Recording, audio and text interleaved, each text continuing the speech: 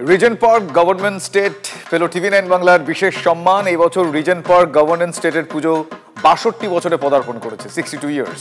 আর পুজোর সব দিন সেখানে সাংস্কৃতিক অনুষ্ঠান হয়, প্রতিমাকে ভোগ অর্পণ করা হয়, প্রসাদ খান সেখানকার যারা বাসিন্দার তারা হই হুল্লোড় করে পুজোর কদিন তারা কাটিয়ে দেন। আবাসনের বাসিন্দারা একেবারে হই হুল্লোড়ে পুজোর বেশ কয়েকটা দিন তারা কাটান।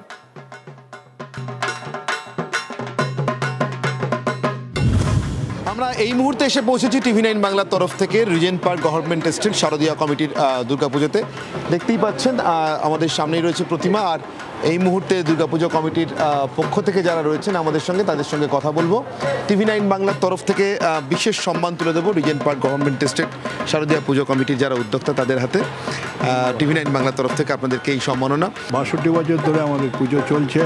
আমাদের ঘরোয়া পরিবেশে তথাকথিত বারোয়ারি পুজো সব কিছুই হয়। সকাল থেকে পুজো যেরকম হলো, তারপরে দুপুরবেলা ভোগ খাওয়া হয় এবং যাদের বয়স্ক তাদের বাড়ি বাড়ি ভোগ পাঠানো হয়।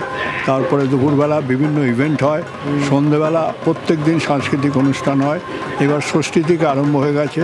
যিনি যাচ্ছিলেন তিনি বললেন ঠাকুর খুব ভালো হয়েছে, ইউ আর সো হ্যাপি। আমি সত্যি কথা বলবো, মনে মনে ভাবছিলাম হয়তো একটা কিছু ভাগ্যে শিখে ছিটতেও পারে।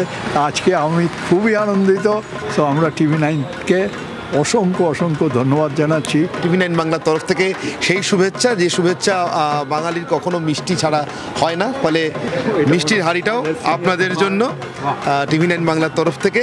আগামী বছর আরও উৎসাহ নিয়ে ওরা পুজো করবেন এবং নিশ্চিতভাবে রিজেন্ট পার্ক গভর্নমেন্ট স্টেটের এই পুজো, শারদীয়া দুর্গোৎসব কমিটির এই পুজো বা শারদীয়া কমিটির এই পুজো আরও কলেবরে বাড়বে, আরও সাজসজ্জায় বাড়বে, আরও সুন্দর হবে, এই আশা রেখে ক্যামেরা পার্সন রজতের সঙ্গে আমি অনির্বাণ আপনাদেরকে ফিরিয়ে দিচ্ছি টিভি9 বাংলা স্টুডিও।